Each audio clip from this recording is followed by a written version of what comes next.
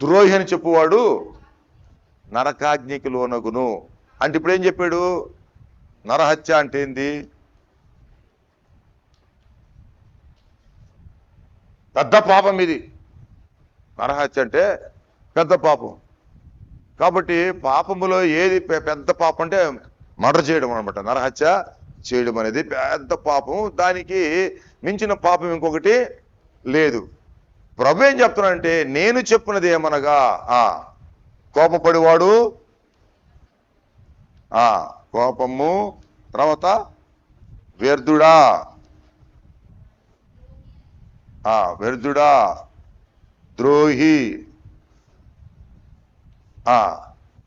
ఇవన్నీ కూడా కోపము, లేకపోతే వ్యర్థుడా, లేకపోతే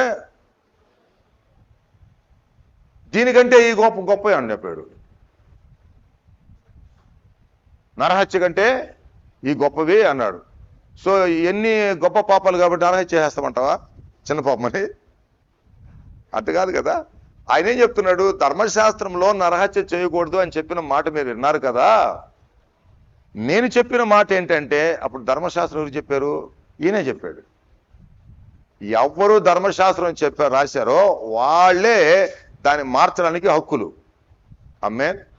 ఎవరు ధర్మశాస్త్రం రాస్తే వాళ్ళే దాన్ని మార్చడానికి హక్కులు, తీసివేయడానికి హక్కు కలిగిన వాళ్ళు. ఇప్పుడు ఎవరు? మనం యేసుప్రభుని ఏమన్నా అనుకోవాలి? ఇప్పుడు ఆయనే ధర్మశాస్త్రాన్ని మోషేకు అందించాడు, మోషేకు చెప్పాడు.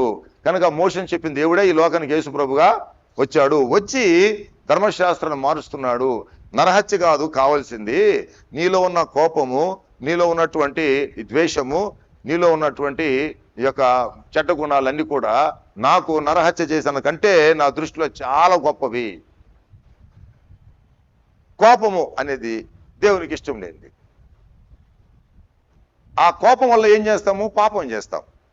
సో కోపాన్ని కానీ మనం దిగమించుకుంటే, కోపాన్ని మనం విడిచిపెడితే, కోపాన్ని మనం అదిమేస్తే, కోపము లేకుండా చేస్తే పాపం చేయడానికి అవకాశమే లేదు. సో వ్యర్థుడా అన్నావు. వ్యర్థుడా అంటే యూజ్లెస్ ఫెలో కదా, యూజ్లెస్ ఫెలో. ఈ మాట భలే తిడతాం కదా అందరినీ. భలే అసలు అట్ట ఇట్టు కాదు. నోరు తెరిస్తే బూతు మాట రాకపోయినా ఈ మాట మాత్రం వచ్చేస్తుంది. ఏమని? యూజ్లెస్ ఫెలో, పనికి మాలినవాడా. అంటే యూజ్లెస్ ఫెలో అంటే పనికి మాలిన వాడా. ఒకవేళ స్త్రీలు తిట్టుకున్నారనుకో, పనికి మాలిన తానా. మొగోళ్ళు తిట్టుకున్నారనుకో, పనికి మాలిన వాడా, పనికి మాలితానా. ఎంత ఈజీగా అంటాం కదా నోటితో. ప్రభు ఏం చెప్తాడు? దాన్ని వ్యర్థుడా అని అంటే అది నరహత్యతో కూడా భయంకర పాపం అంటది. మనం ఎంత ఈజీగా నేస్తాము. దేవుడికి లెక్క చెప్పాలి మనం, క్షమాపడగలం మనం. ఎన్నిసార్లు చెప్పుంటామా? యూజ్లెస్ ఫెలో, పనికి మాలినవాడా, పనికి మాలితానా, నీకు పని లేదా, నీకు బుద్ధి లేదా అని ఎన్నిసార్లు అని ఉంటాం.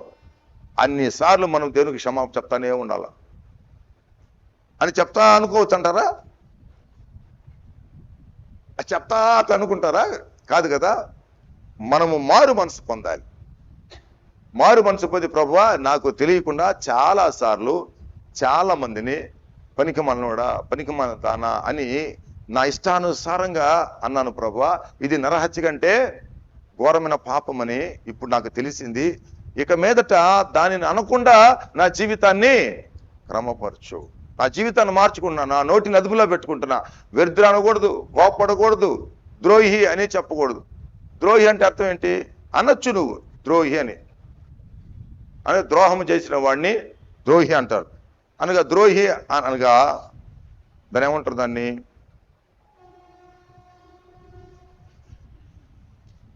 పరిశుద్ధాత్మ దేవుడు మాట్లాడను గాక. ఏంటంటది? తీర్పు. నువ్వు తీర్పు తెచ్చేస్తున్నావు ద్రోహి అని. తీర్పు తెచ్చడానికి నువ్వెవరు, నేనెవరు, ఏ మనిషి అని ఎవరు తీర్పు తెచ్చడానికి? ఆ ద్రోహి అవునో కాదో దేవుడు చూస్తాడు. ఆమేన్. కాబట్టి నీ నోటితో దేవుని స్థానాన్ని నువ్వు పెరుక్కోకూడదు, దేవుని స్థానంలో నువ్వు కూర్చోకూడదు. మంచోడో చెడ్డోడో ఆయనే తీర్పు చేస్తాడు.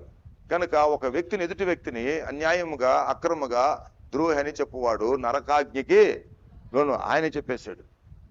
కనుక ప్రియమైన దేవుని బిడ్డలారా, ఆయన రక్తం చేత కరగబడము అనేటువంటి ఆ సందర్భంలో మన శరీరము, మన ప్రాణము, మన ఆత్మ మూడు కూడా శుద్ధి చేయబడాలి.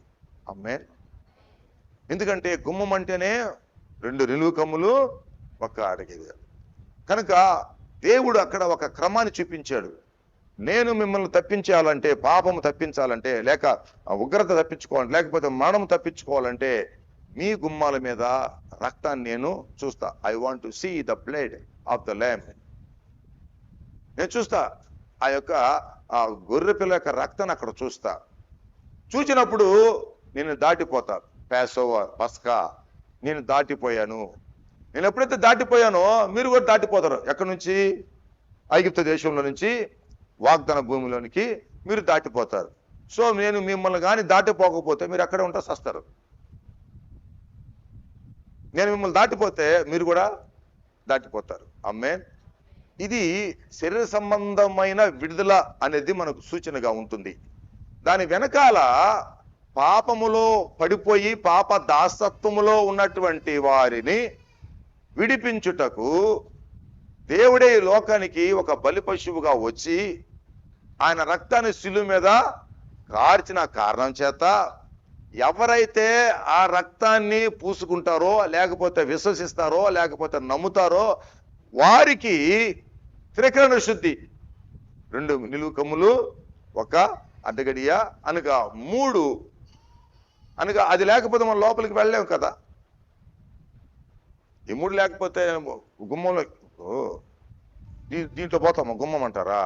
లేదు కదా. ఇదంటే గుమ్మం అంటారా? లేదు కదా. ఇది కూడా ఉంటే కదా లోపల పోతాము. కాబట్టి గుమ్మం అనేది మూడు కంపల్సరీగా ఉండాలి. కాబట్టి శరీరం అంటే నేను అంటే ఖచ్చితంగా ఉండాల్సిందే. కనుక బయట శరీరం కనిపించినప్పటికీ లోపల ప్రాణము ఆత్మ కనబడకపోయినప్పటికీ నేను అంటేనే ఆ మూడు, నువ్వు అంటేనే ఒక మూడు, నాకు నేను అనగా మూడు. యేసు రక్తము నా మీద ఉండాలంటే అర్థం ఏంటి? మూడిటి మీద ఉండాలి. అర్థం ఏంటి? మూడిటిని పరిశుద్ధపరచాలి. అర్థం ఏంటి? పాపం అనేది పరిశుద్ధాత్మ దేవుడు మాట్లాడుగాక.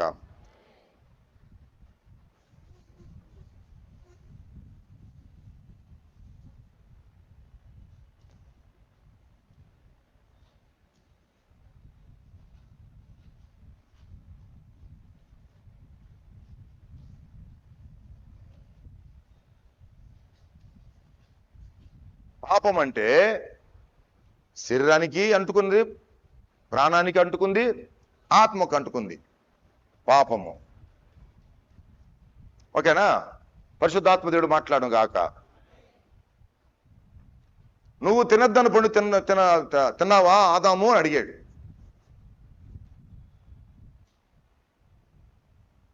అప్పుడు ఆదాము చెప్పాడు, అవునాయా, నువ్వు ఏర్పాటు చేసినటువంటి హవ్వ ఉందే ఆవిడే ఇచ్చిందయ్యా నాకు, అందుకోసం నేను తిన్నాను, లేకపోతే తినేవాడిని కాదయ్యా. అలాంటి తప్పు ఎప్పుడైనా చేస్తాను నేను, నీకు తెలుసు కదా, నేను చేయను కదా, ఇదిగో ఈవిడే కదా ఇచ్చింది. సరే ఆయన పండు తిన్నాడు. పండు తిన్న తర్వాత ఏమైంది?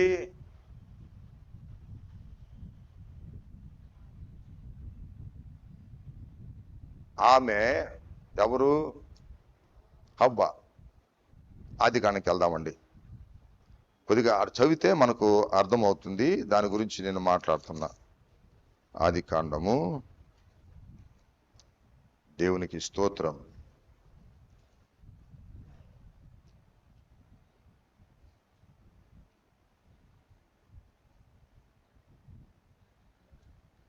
మూడవ అధ్యాయము 6వ వచనం. ఆ వృక్షము ఆహారములకు మంచిదియు, కనులకు అందమైనదియు, ఆ వివేకమిచ్చు రమ్మైనదయును చూచుట చూచినప్పుడు ఆమె దాన్ని ఫలములో తీసుకుని తనతో పాటు తన భర్తకుని ఇచ్చెను. అతడు కూడా తినెను. అప్పుడు వారిద్దరు కన్నులు తెరవబడెను, తాము దిగంబరులమని తెలుసుకుని. చూడండి ఇక్కడ ఆహారము, కన్నులు, వివేకము మూడిందులో ఉన్నాయి. శరీరము, ప్రాణము, ఆత్మ అనగా 3 విధాలుగా తను పాపం చేసింది. ఆదాము కూడా 3 విధాల పాపం చేశాడు. కనిపించింది మాత్రము శరీరమే. ఆ పండు తినడం మాత్రము శరీరమే. కానీ అందులో 3 విధాలుగా అపవిత్రమైపోయారు. శారీరకంగా అపవిత్రమైపోయారు, జీవంలో ఉన్నటువంటి వాళ్ళు అపవిత్రమైపోయారు, ఆత్మలో అపవిత్రమైపోయారు. కనుక ఈ అపవిత్రత కలిగినటువంటి ఈ 3 భాగాలున్న ఈ శరీరానికి యేసు రక్తము ఈ 3 భాగాల్లో ఉన్నటువంటి ఆ శిక్షను తప్పించాలి. ఆమేన్, హల్లెలూయా. అనగా శరీరం అనుభవించే శిక్ష, ప్రాణం అనుభవించే శిక్ష, ఆత్మ అనుభవించే శిక్ష, ఈ 3టిని తప్పించకపోతే ఆ రక్తం యొక్క విలువ లేదు. ఆమేన్. దేవుడు మనలను ఈ 3 విధాలుగా పరిశుద్ధపరచాలి. ఆమేన్. కథ చెప్పాను కదా మొన్న, మీకు అది మళ్ళీ చెప్పాలి ఇప్పుడు, లేకపోతే అర్థం కాదు. అదేంటంటే, మా నాన్న తెలుసుగా, దేవదాస్ పాస్టర్ మీకు తెలుసుగా, మా నాన్న ఒక కమ్యూనిస్టు. ఆయన మారు మనసు పొందక ముందు ఆ బ్రిటిష్ వాళ్ళ కాలంలో ఆయన కమ్యూనిజం నమ్మినటువంటి వాడు. దేవుడు లేడు అనే సిద్ధాంతాన్ని నమ్మి ఈ దామర మడుగులో ఉన్నటువంటి వాళ్ళ ఫ్రెండ్స్ తోటి, అక్కడంతా కూడా సిపిఎం వాళ్ళు చాలా మంది ఉంటారు అక్కడ. దామర మడుగు అంటే అది ఫేమస్, అది ఆములూరు ఫేమస్ అన్నమాట. చూసారా, అట్లా కొన్ని ఏరియాస్ ఈ కమ్యూనిస్ట్ వాళ్ళకి ఫేమస్ అన్నమాట. అక్కడ వారితో కలిసి చాలా ఊర్లు తిరిగి దేవుడు లేడు అని చెప్పేసి విరుద్ధంగా మాట్లాడినవాడు. అయితే ఎప్పుడైతే సావుకు వచ్చిందో ఆయన జబ్బు, అప్పుడు తెలిసి వచ్చింది, అరే నేను ఎందుకు చచ్చిపోవాలా అని. అప్పుడు ఆయన వయసు ఎంత? 23 సంవత్సరాలు. 23 సంవత్సరాల్లో ఆయనకి జబ్బు వచ్చినప్పుడు డాక్టర్ నువ్వు చచ్చిపోతావురా, నువ్వు బ్రతకవు అన్నప్పుడు ఆయనకి అప్పుడు వచ్చింది సావు తెలివి. నేను ఎందుకు చచ్చిపోవాలి, నాతో ఉన్నారందరూ బాగా బ్రతుకుతున్నారు కదా, నాకే ఎందుకు వచ్చింది జబ్బు, నేనెందుకు చనిపోవాలి అని ఆయన ఆలోచనలో పడిపోయాడు. పెద్ద హాస్పిటల్ తెలుసుగా, పాత పెద్ద హాస్పిటల్ తెలుసుగా, ఆ పేద పెద్ద హాస్పిటల్ నుంచి ఆయన అట్లాగా నడుచుకుంటూ అదేంటి పార్కు, ఏం పార్క్, గుప్తా పార్క్, ఆ గుప్తా పార్క్ మీద నడుచుకుంటూ వస్తున్నాడు ఇంటికి. కొద్ది దూరం వచ్చిన తర్వాత చెవిలో పాపము వల్ల వచ్చే జీతము మరణము, పాపము వల్ల వచ్చే జీతము మరణము అని మారు మోగిపోతుందంట. ఇదేంటిది, నేను దాని గురించి అసలు ఆలోచించలేదే, నేను ఎందుకు చచ్చిపోతున్నాను అనుకుంటున్నాను, కానీ ఇది ఎందుకు వచ్చిందని చెప్పేసి దాని మీదకి వెళ్ళిపోయింది మనసు. అది వింటా ఇంటికి వచ్చాడంట. వింటా ఇంటికి వచ్చేసి తలుపు తీరంగానే మా తాతగారు కుర్చీలో కూర్చుని ఆయన పేపర్ చదువుతాం చూశాడంట. మా తాతగారు, ఏం దేవదాస్ అట్టున్నావు అని అడిగాడు. పాపా నేను ఒక మాట అడుగుతాను చెప్పు పాపా, అది నా చెవులో తిరుగుతా ఉంది, ఏంటి చెప్పు దేవదాస్, పాపముల జీతము అంటే ఏంటి పాపా అన్నాడు సార్. వెంటనే మా తాతగారు, దేవదాస్ దేవుడు నీతో మాట్లాడుతున్నాడు, అది బైబిల్లో ఉంది, ఫలానా వచనము, నువ్వు చదువుకొని దేవుని క్షమాపణ అడుగు, గదిలోకి పోయి ప్రార్థించి అని చెప్తాను. అవునా పాపా అని చెప్పి బైబిల్ తీసుకొని గదిలోకి వెళ్ళి తలుపేసేసి ఆ వాక్యం చదివి, ఎప్పుడైతే పరిశుద్ధాత్మ దేవుడు ఆయనకి వినిపించాడో అప్పటి నుంచి ఆయన మీద పరిశుద్ధాత్మ దేవుడు వర్కౌట్ చేయడం ప్రారంభించాడు అనమాట. గదిలోకి పోతానే పరిశుద్ధాత్మ దేవుడు ఆయన ఒప్పిస్తున్నాడు, పాపం గురించి, నీతిని గురించి ఒప్పిస్తున్నాడు. ఎప్పుడైతే ఒప్పిస్తున్నాడో ఇంకా ఆయన ఏడవడం ప్రారంభించాడు. ఏడవడం ప్రారంభించి రక్షింపబడ్డాడు, పాపాలు ఒప్పుకున్నాడు. ప్రభువా నా పాపాలు క్షమించని పాదాల మీద పడ్డాడు. ఆయన అభిషేకించాడు, వరాలతో నింపాడు. ఈ బ్యాప్టిస్ట్ చర్చిలో మొట్టమొదటిగా దెయ్యాలను పోగొట్టి స్వస్థత ప్రార్థన చేసింది ఆయనే. బ్యాప్టిస్ట్ హిస్టరీలో, బ్యాప్టిస్ట్ చరిత్రలో దేవదాస్ పాస్టర్ గారు ఒక్కరే ఆత్మచేత నింపబడి దెయ్యాలను పోగొట్టడం వరము, స్వస్థత వరము, ప్రవచన వరము, ఈ వరాలతో నింపబడి ఈ చుట్టుపక్కల 4 దిక్కుల, నెల్లూరుకి 4 దిక్కుల 25 కిలోమీటర్లు రేడియస్ లో యేసు ప్రభువే దేవుడు అని చెప్పి తిరిగినటువంటి వాడు ఒకే ఒక పాస్టర్, పెద్ద పాస్టర్. ఆయన రక్షింపబడిన తర్వాత ఇంట్లో వాళ్ళందరికీ సువార్త చెప్పాలని మేనమామ వాళ్ళకి అందరికీ, అంటే వాళ్ళందరూ ఇంగ్లాండ్ వాళ్ళందరూ మేనమామలు ఆయనకి, పోయి సామ్యాలు మామ ఉంటే తాత ఉంటే ఆయన దగ్గర పోయి మామ నీతో మాట్లాడాలా అన్నాడు. ఇప్పుడేంద్రా, నేను డ్యూటీకి పోతున్నాను. ఆయన గార్డు రైల్వేలో. నేను డ్యూటీకి పోతున్నాను రా, ఇప్పుడు కాదండి. లేదు మామ, ఒక్క నిమిషం మామ. సరే చెప్పరా, అటు కూర్చో మామ.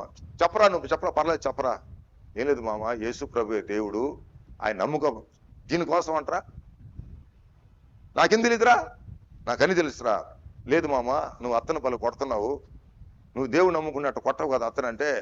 అరే నీకేం తెలుసురా మీ అత్త గురించి, నువ్వు యేసు ప్రభు నమ్ముకోను మామ, పైగా నువ్వు తాగేసి వచ్చి కొడుతున్నావంట, అది కూడా నేరమే కదా మామ. పిచ్చోడా, ఏంట్రా నువ్వు చెప్పేది, ఎంత గత్తు లేవు, నాకు వచ్చాను రా చెప్పేది సువార్త. రే ఎప్పుడో దేవుడికి ఇచ్చేసాను రా అన్నాడు. ఏంది మామ దేవునికి ఇచ్చానంటే, నా ఆత్మను దేవుడికి ఇచ్చేసాను రా. ఇప్పుడు తాగేది ఎవరు రా, శరీరమే కదా. ఏదంట, తాగేది శరీరమే కదరా, అది పనికి మళ్ళీ మట్టి తెచ్చి పోతే పోయిందిరా, నా ఆత్మ మాత్రం దేవుడికి ఇచ్చేసు. అట్ట కూడా చెప్పచ్చు అన్నమాట దేవునికి జవాబు. వెళ్ళిపోయాడు డ్యూటీకి. మా నాన్న చెప్పాడు ఈ సాక్ష్యం నాకు. ఇట్లా టోల్రా, మనుషులు ఇట్టుంటారు, శరీరానికి శరీరం చేయొచ్చంట, ఆత్మకు ఆత్మ దేవుడికి ఇచ్చేయచ్చంట. అప్పుడు దేవుడు ఎట్లా శిక్షిస్తాడు మనల్ని? ఆత్మను దోసేసి ప్రాణం దోసేసి శరీరాన్ని బయటికి లాగి దీనికి మాత్రం వేస్తాడా? లేదు కదా. అనగా తప్పించుకోవడానికి ఎన్నో మార్గాలు, తప్పించుకోవడానికి ఇంకో మాట చెప్తారు. కానీ పాపం అనేది శరీరము, శరీరం నుంచి ప్రాణము, ప్రాణం నుంచి ఆత్మ. ఆమేన్. ఇప్పుడు ఈ శరీరం తీసుకెళ్ళి ఒక సెమీ నరకంలో పడేశాడు. సెమీ నరకం అంటే టార్చర్ ప్లేస్ అన్నమాట. దేవుడు పడేస్తే అప్పుడు అతను మొరపెడుతున్నాడు ధనవంతుడు. ఏమని?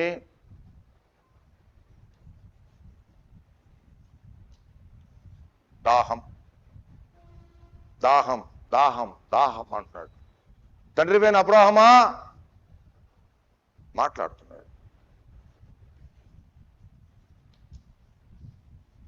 మాట్లాడుట, దాహం, మాట్లాడుట, శ్రమ, అగ్ని. ఈ అగ్ని, శ్రమ, దాహం, మాట్లాడటం. అబ్రహామా అంటే ఈయనకి వ్యక్తిత్వం ఉందన్నమాట. నరకంలో వ్యక్తి అన్నమాట. ఒక మనిషిలాగా ఆయనకి దాహం వేస్తుంది. మనకట్ట దాహం వేస్తుంది, అట్టే ఆయనకి దాహం వేస్తుంది. మనం ఎట్ట మాట్లాడుతున్నాము? మాట్లాడుతున్నాం. ఈ మాట్లాడడం అంటే శరీరం మాట్లాడుతుందా, ఆత్మ మాట్లాడుతుందా?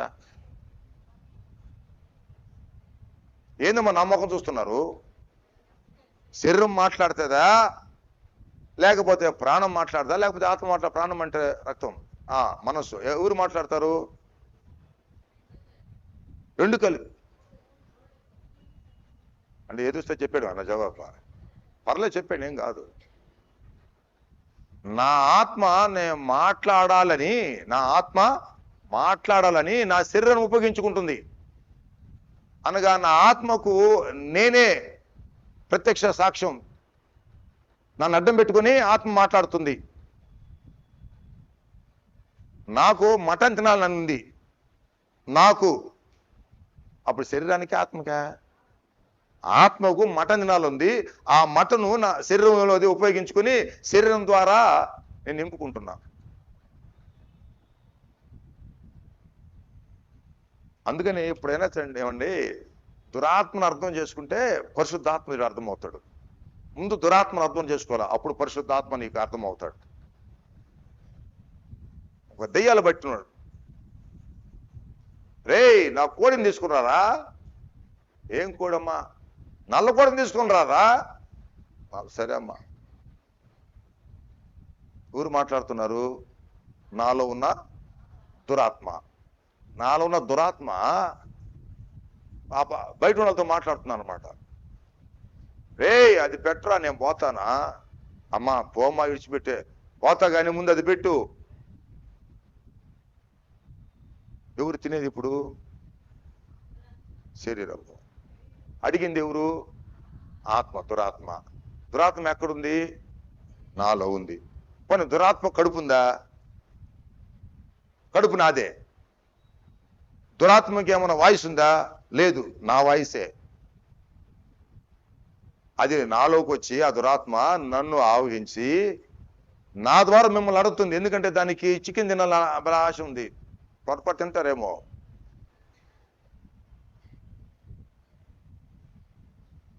అది కూడా కలర్ కూడా చెప్తుంది, నల్ల కోడి అంట.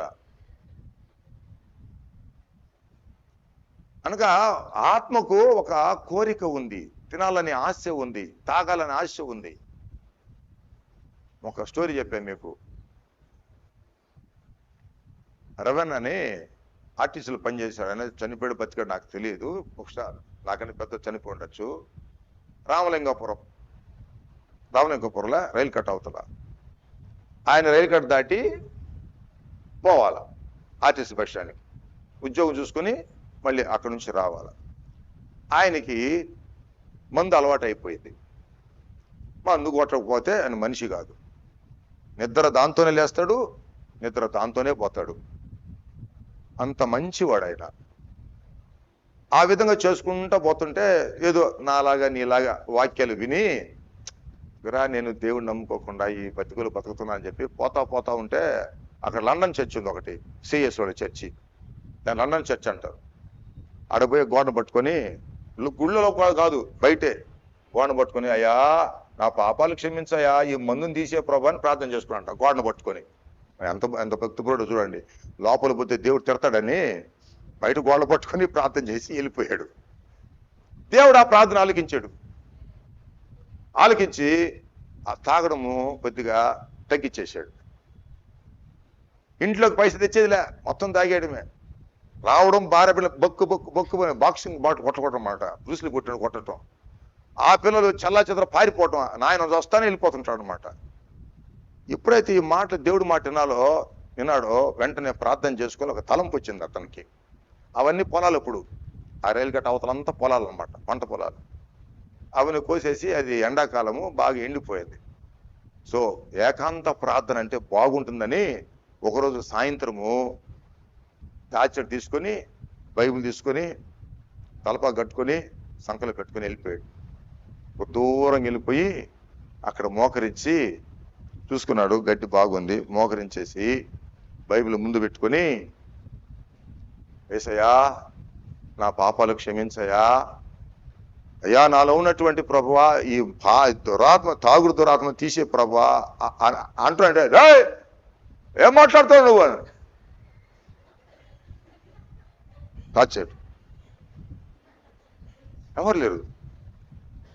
ప్రభువా యేసయ్యా నా పాపాలు క్షమి, దురాత్మ ఏం మాట్లాడుతున్నావు నువ్వు? మళ్ళీ చూశాడు, ఎవరు లేరు. కొద్దిగా భయం వేసింది. ఇది ఎవరో పిలుస్తున్నట్టున్నారు, ఇక్కడ కనపడటం లేదు, ఏం జరుగుతుంది అని మూడోసారి యేసయ్యా నా పాపనగానే ఎదురుకు వచ్చి నిలబడుకుంది ఒక ఆకారం. ఏమనుకుంటున్నావురా? ఇంతకాలం నన్ను పోషించి, ఇంతకాలం నాకు తాగిపిచ్చి, ఇప్పుడు మానేస్తే నాకు ఎవరు తాగిపిస్తారా? చూస్తే తలకాయ తను ఉట్టి మొండిమే ఉంది, దమాయిని పడిపోయాడు. కింద పడిపోయి ఎంతకి రాకపోయేసరికి పాపం భార్య, మా వాడు పోయాడు, ప్రార్థన పోయాడు, దేవుడు పట్టుకున్నాడు, దెయ్యం పట్టుకుందో తెలియట్లేదు, రావట్లేదని పాపం ఆమె ఇద్దరు ముగ్గురు అంటేసుకుని వెతుక్కుంటూ పోతే బైబిల్ ఆడే ఉంది, ఆ చెట్టు ఆడే ఉంది. ఏ మనిషి పడిపోతే ఆయన ఎత్తుకొని అంటే నువ్వు రారా స్వామి లాక్కొని వచ్చి ఇంట్లో పెడితే ఫుల్ జ్వరం, గడగడ వణికిపోతున్నాడు. ఆ రాత్రి పూట పోయి, సార్ పాస్టర్ గారండి, సార్ అప్పుడే కదా పాస్టర్ జ్ఞాపకం వచ్చేది, సార్ పాస్టర్ గారండి, అప్పుడు దాకా జ్ఞాపకం ఉన్నాడు పాస్టర్. తలుపు దాడుతున్నారు వాళ్ళు. తలుపు తీసి, ఏమ్మా సార్ మా ఆయనకి బాగలేదు సార్, జ్వరం ఉంది, రేపు పొద్దున వస్తాలేమ్మా. కాదు సార్ ఇప్పుడే రండి సార్. ఇప్పుడు ఎందుకమ్మా చీకట్లు ఎందుకులేమ్మా? లేదు సార్, ఒక్క నిమిషం అటు అడుగుచ్చి ప్రార్థన చేసుకోండి సార్, బాగా ఉణికిపోతున్నాడు సార్. సరే పాము వస్తున్నారు. బైబిల్ సంఖ్యలో పెట్టుకొని నేరుగా వచ్చి, అయ్యా భయపడొద్దు, నీకు దేవుడు తోడుగా ఉన్నాడు, నేను ప్రార్థన చేస్తాను, నీకు జ్వరం బదండి. జ్వరం లేదు నాకు. మొత్తం స్టోరీ అంతా నన్ను ఇంతకాలం తాగిపిచ్చి ఈరోజు మానేస్తే నాకెవడు పోస్తాడు రా మందు? ఇప్పుడు ఎవరంటే తాగేది? లోపల దురాత్మ, కావలసిన ఈయన శరీరం. అర్థమవుతున్నా చెప్పేది మీకు?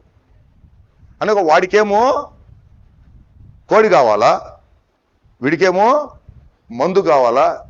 ఇంకొక మాట చెప్తాను, చాలా చాలా కఠినమైన, చాలా వినడానికి కూడా కొద్దిగా కష్టంగానే వినాలి మీరు. ఇది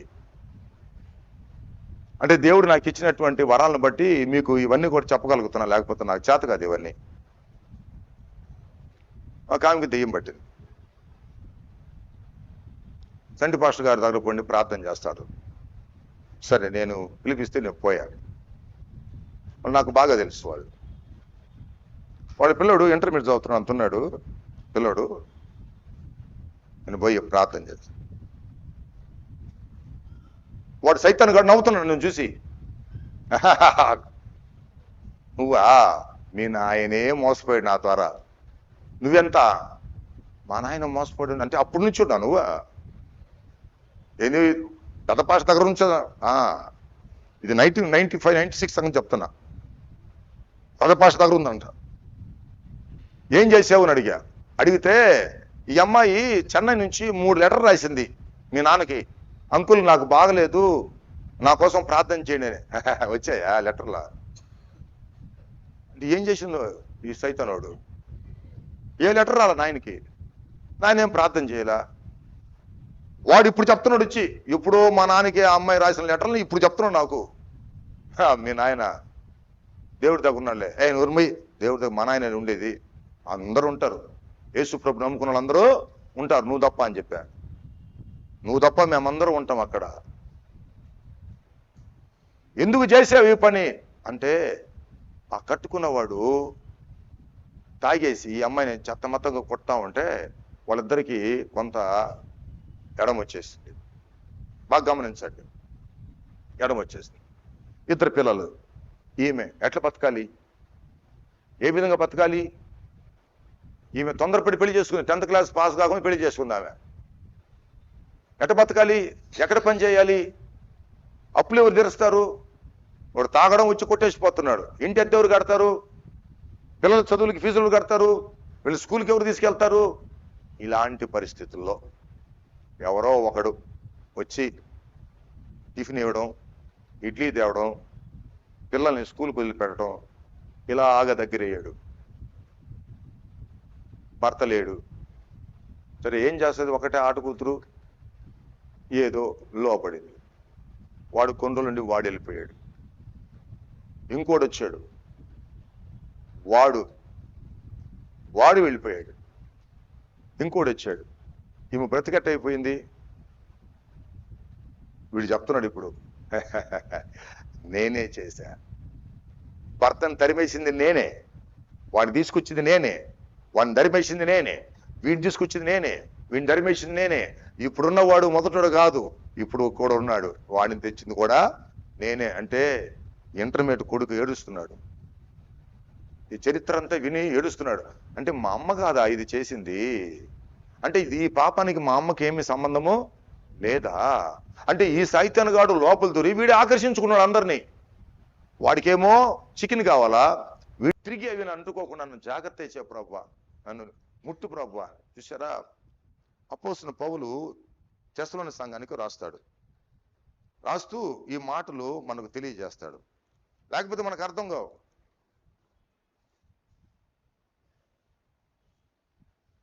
మొదటి పత్రిక, తెస్సలోనికీయులకు రాసిన మొదటి పత్రిక 5వ అధ్యాయము 23వ వచనం. సమాధానకర్తయగు దేవుడే మిమ్మల్ని సంపూర్ణముగా సంపూర్ణంగా అంటే సంపూర్ణము అంటే అర్థం ఏంటంటే ఏదైతే ఉందో అది పూర్ణముగా అన్నమాట. సంపూర్ణంగా కొద్దిగా కాదు, శరీరానికి కొద్దిగా, ప్రాణానికి కొద్దిగా, ఆత్మకు కొద్దిగా కాదు, సంపూర్ణముగా. ఆయన ఎప్పుడైతే మన కొరకు రక్తము కార్చాడో ఆ దినాన్నే, ఆ సమయంలోనే ఆయన మనలను సంపూర్ణముగా క్షమించాలని ముందుగానే సిద్ధపడ్డాడు. ఆమేన్. హల్లెలూయా. నీవు వెంచి స్పెసిఫిక్ గా చెప్పినా చెప్పకపోయినా ఆయన నిన్ను సంపూర్ణంగా శుద్ధి చేస్తాడంట, సంపూర్ణంగా పరిశుద్ధపరుస్తాడంట. ఎలాగా అని రాస్తాడు కింద, చెప్పండి ఎలాగంట, చదవండి. మీ ఆత్మయు మీ జీవమును మీ శరీరం, ఆత్మ జీవము శరీరము వెనక నుంచి రండి. శరీరము జీవము ఆత్మ, ఆత్మ శరీరము. ఇక్కడ మనం ఏం చేసుకున్నాం,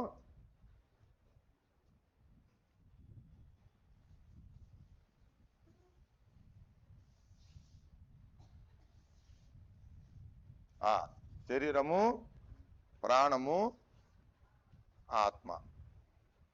ఆయన సంపూర్ణంగా పరిశుద్ధపరుస్తాడంట. ఆయనకు ఆ రక్తము చేత శరీరము పరిశుద్ధపరచబడాలి, ఆయన వాక్యము చేత శరీరము పరిశుద్ధపరచబడాలి, ఆయన ఆత్మ చేత ప్రాణము, ఆయన రక్తము చేత, ఆయన వాక్యము చేత, ఆయన ఆత్మ చేత.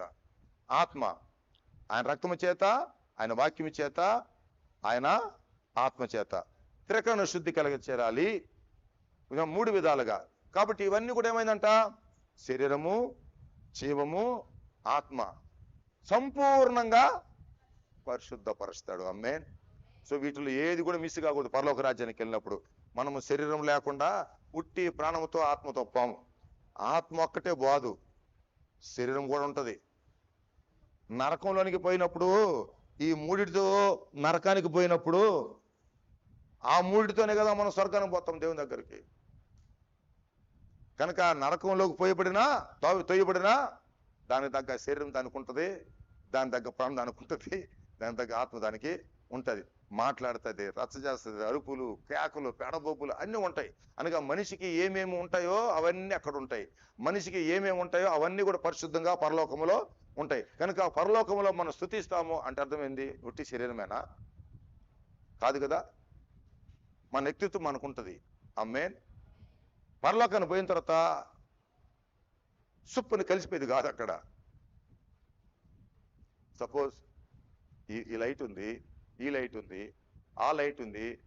ఈ 3టిలో ఈ వెలుగు ఎక్కడి నుంచి ఎక్కడ దాకా ఉంది చెప్పండి, చెప్పగలరా? ఎందుకంటే వెలుగు అప్పుడు వెలుగు కలిసిపోయింది కదా, కలిసిపోయింది. అలాగే దేవుని దగ్గరకు పోయినప్పుడు ఒక్కొక్కరికి ఉన్నటువంటి వ్యక్తిత్వము అలానే ఉంటది. ఎవరి ఇండివిజువాలిటీ వాళ్ళకి ఉంటది కదా. ఇప్పుడు చూడండి, ఫస్ట్ అమెరికాకు పోయినప్పుడు పాస్పోర్ట్ చూశారు, పాస్పోర్ట్ చూసి ఫోటో చూశారు. ఆ తర్వాత ట్రిప్లో నేను పోయినప్పుడు చూసారా, నాకు ఫింగర్ ప్రింట్ వేయించారు, ఒకటే. మళ్ళీ ట్రిప్లో పోయినప్పుడు అన్ని వేయించేశారు, 5 వేయించేసారు. మళ్ళీ ట్రిప్లో పోయినప్పుడు కన్ను పెట్టాలా, చూసారా.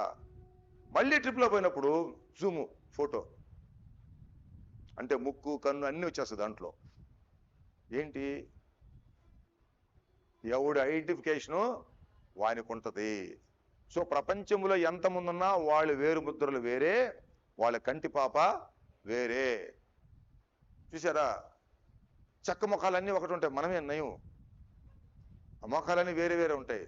వాళ్ళకి చెక్క ఉంటే ఫ్లాట్గా ఉంటాయి వాళ్ళకి ముఖాలు. చూసారా, అందరు ముఖాలు ఒకటే ఉంటాయి. ఎవరు చించాంగో ఎవరు టించామో ఎవరికి తెలీదు. అంతే, వాడు చించాంగు చేయించాకు అంటారు వాళ్ళకి అంటుంటా. అందరు ముఖాలు ఒకటే ఉంటే ఎవరు చించాంగు ఎవరు జంజాము వాడు జం చెప్పు ఎవరు మనకు అర్థం కాదు. అదే వాళ్ళు వేలు ముద్ర వేస్తే ఎక్కడికి పోతారో ఖచ్చితంగా పట్టుకుంటాం. అదే కంటిపాప ఫోటో తీస్తే ఎక్కడ పోతారు, అందరు పట్టుకుంటారు. చూసారా. కనుక మనం పరలోక రాజ్యానికి పోయినప్పుడు కూడా ఎవరి వ్యక్తిత్వము వాళ్ళకు ఉంటుంది, ఎవరి మహిమ శరీరాలు వాళ్ళకుంటాయి, ఎవరి పాటికి వాళ్ళు దేవుని స్తుతిస్తారు. నా రక్షణ అనుభవం వేరే కాబట్టి నేను నా యేసయ్యను ఎంతగా స్తుతిస్తానో, నా పాపమును బట్టి నన్ను ఆయన రక్షించే విధానం బట్టి నేను గట్టిగా అరుస్తాను, ఆయన పాదాలే పట్టుకుంటాను, ఆయనే ముద్దు పెట్టుకుంటాను. నా వ్యక్తిగతంగా ఆయన ఏ రీతిగా గణపరుస్తానో ఆ రీతి గణపరుస్తాను నేను.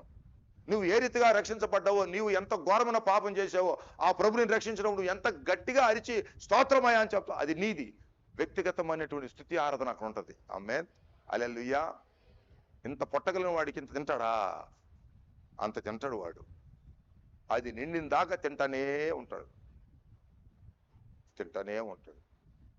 నువ్వు కొద్దిగా తింటావు కాబట్టి కొద్దిగా తిను. నా పొట్ట వేరే, నీ పొట్ట వేరేనాయా? నీ కొరకు నా పొట్ట ఎందుకు గాలొస్తావు? అలాగే ఆ వేరియేషన్ నాకు ఉంటుంది పరలోక రాజ్యంలో. నువ్వు ఎట్లా రక్షించబడ్డావో, నువ్వు ఎంత పాపివో, నిన్ను రక్షించినప్పుడు నువ్వు ఎంత సంతోషపడ్డావో, ప్రభుని చూచినప్పుడు నువ్వెంతగా ఆయన గణపరచాలనుకుంటావో అంతగా గణపరుస్తావు. ప్రియమైన దేవుని బిడ్డలారా, ఇలా చెప్పుకుంటా పోతే చాలా టైం అవుతుంది. ట్రైనింగ్లో మేమందరం స్టూడెంట్స్ ఉన్నాము బైబిల్ కాలేజ్లో.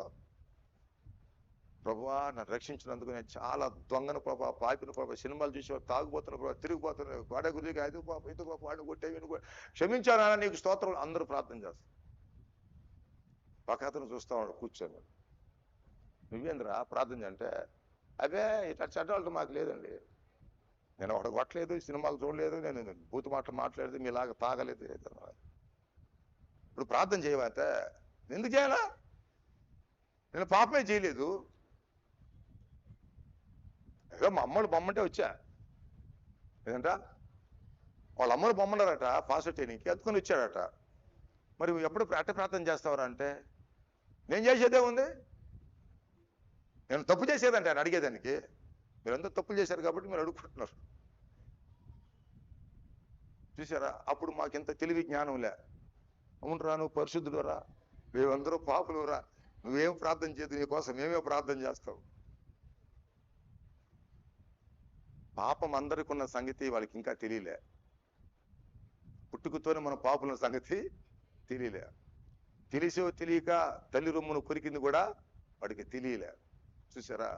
ప్రియమైన దేవుని బిడ్డలారా, ఆ రక్తం అనేది మన మీద లేకపోతే, ఆ యేసు రక్తం అనేది మనం విశ్వసించకపోతే, ఆ యేసు రక్తాన్ని మనం ఆశ్రయించకపోతే, నీ రక్తము మా మీద ఉండును గాక అని చెప్పకపోతే, అప్పుడప్పుడు మీకు ఆశ్చర్యం ఉంటుంది.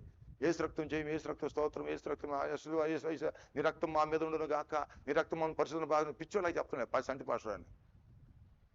ఎవరు చెప్పరు అట్లా. నువ్వు సంఘానికి పో, ఎవరో మాట చెప్పరు, ఎందుకంటే వాళ్ళకి అనుభవము లేదు.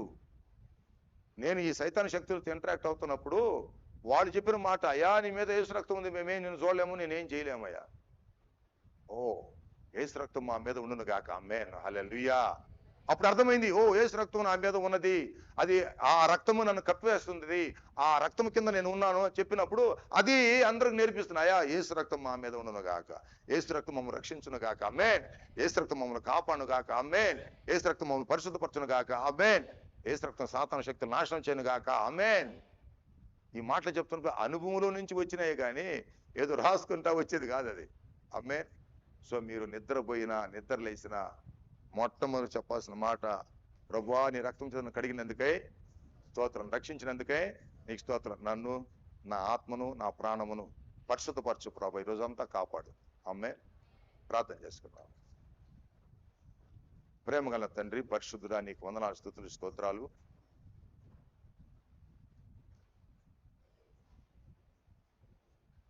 మూడు పండుగలు ఇశ్రాయేలు ప్రజలు చేసుకోవాలని ఆచరించాలని చెప్పావు. అందుట్లో మొట్టమొదటి పండుగ పస్కా పండుగ, పాస్ ఓవర్ ఫెస్టివల్. నీవు ఆ రక్తమును చూచి నీవు విడిచిపెట్టి నువ్వు వెడలిపోయావు. ఆ రక్తమును పూసుకున్న వారు ఐగుప్తులోంచి వెడలిపోయారు. ఇది వెడలిపోయేటువంటి మరణము తప్పించినటువంటి పండుగ. వాళ్ళు మరణాన్ని తప్పించుకొని, దాస్యాన్ని తప్పించుకొని వాగ్దాన భూమిలోనికి ప్రయాణమైనటువంటి పండుగ. అది ఖచ్చితంగా మీరు పండుగగా ఆచరించవాలని చెప్పావు. ఈరోజు యేసుక్రీస్తు నమ్మినటువంటి మేము, యేసు రక్తాన్ని మేము ఆశ్రయించడం మేము, అయా మమ్మల్ని ప్రభువా త్రికరణ శుద్ధి కలిగిచ్చేసి శరీరాన్ని, ప్రాణాన్ని, ఆత్మను పరిశుద్ధపరిచి ప్రభువా ఈ లోకంలో నుంచి పరలోక యాత్ర మాకు అనుగ్రహించిన నాయన. అది ప్రభా ఆ పరలోక యాత్ర, ఆ పరలోకము మాకు వాగ్దాన భూమిగా చేసావు నాయన. ఈ లోకంలో ప్రభా మేము జీవిస్తున్నప్పుడు ప్రభువా నీ రక్తము చేత శరీరము కడగబడాలి, నీ రక్తము చేత ప్రాణము కడగబడాలి, నీ రక్తము చేత ఆత్మ కడగబడాలి, త్రికరణ శుద్ధి కలగాలి, సంపూర్ణమైన పరిశుద్ధత కలిగి చేయవాడు నీవేనని అపోస్తలుడైన పౌలు ప్రభువా మొదటి పత్రికలో, తెస్సలోనికీయులకు రాసిన మొదటి పత్రిక 5:23 చెప్తున్నాడు. నీకు స్తోత్రాలు. మా శరీరం మహిమగా మారిపోతుంది. మట్టి అనే వాళ్ళు తిరిగి లేస్తారు, మహిమ శరీరాలు శరీరం లేస్తుంది, ప్రాణము జీవం అందులో ఉంటుంది, ఆత్మ అందులో ఉంటుంది, అది కనబడకుండా మహిమగా మార్చబడుతుంది. తండ్రి నీకు స్తోత్రాలు. ఇవన్నీ అర్థం చేసుకోవడానికి ప్రభా పరిశుద్ధాత్మదేవ నీ జ్ఞానం, నీ అభిషేకం మాకు కావాలి. ఈ ప్రత్యక్ష గుడారంలో ఇన్ని విషయాలు మాకు చెప్పుచున్నందుకే నీకు స్తోత్రాలు అచ్చా. ఇంకను లోతైన అనుభవంలోకి తీసుకెళ్ళమని యేసయ్య నామమున అడుగుచున్నాము తండ్రి, ఆమేన్. పరలోకమందున్న మా తండ్రి, నీ రాజ్యం మాకొచ్చు.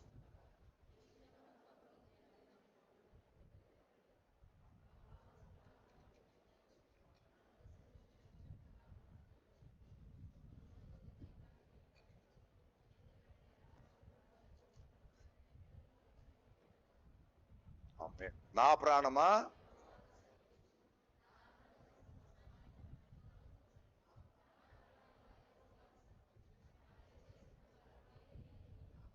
నా ప్రాణమా. ఆమేన్. మన పరమ తండ్రి దేవుని యొక్క ప్రేమ, ప్రభు యొక్క యేసుక్రీస్తు ప్రభు యొక్క కృప, పరిశుద్ధాత్మ దేవుని యొక్క మహిమ, ఆయన ఆశీర్వాదం, ఆయన ఆదరణ, ఆయన నడిపింపు, ఆయన అభిషేకం ఇక్కడ చేరిన మనకందరికీ, క్రైస్తవ లోకం అంతటికి, ఉపవాస ప్రార్థనలో కొనసాగుతున్న ప్రతి ఒక్కరికి ఆత్మీయ ఆశీర్వాదాలను అనుగ్రహించి కాపాడును గాక. ఆమేన్. హల్లెలూయా, హల్లెలూయా, హల్లెలూయా. మీకందరికి వందనాలు.